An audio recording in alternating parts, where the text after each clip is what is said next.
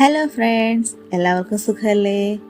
ഇന്ന് നമ്മൾ കുറച്ച് കളർ പേപ്പേഴ്സും ഒരു കാർഡ്ബോർഡ് പീസും മാത്രം ഉപയോഗിച്ച് വളരെ എളുപ്പത്തിൽ ചെയ്തെടുക്കാൻ പറ്റുന്ന ഒരു ഹോം ഡെക്കോർ ഫ്ലവർ പ്ലാന്റിൻ്റെ വീഡിയോ ആണ് ചെയ്യാൻ പോകുന്നത്. അപ്പോൾ നമുക്ക് വീഡിയോയിലേക്ക് പോയാലോ?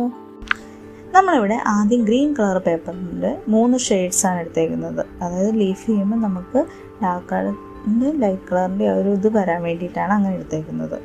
അപ്പോൾ അതിൽ നമ്മൾ ആദ്യം ഡാർക്ക് കളറിൻ്റെ കളർ പേപ്പർ എടുത്തിട്ട് നമ്മൾ അത് നീളത്തിൽ 4 ഒരേ അളവിൽ മടക്കി കൊടുത്ത് കട്ട് ചെയ്തെടുക്കുന്നുണ്ട്.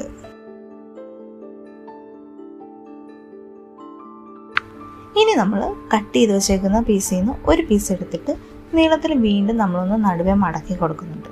എന്നിട്ട് അത് നമ്മളൊന്ന് വീഡിയോയിൽ കാണിച്ചിരിക്കുന്ന രീതിയിൽ ലീഫിൻ്റെ ഷേപ്പിലാക്കി ഒന്ന് കട്ട് ചെയ്തെടുക്കുന്നുണ്ട്.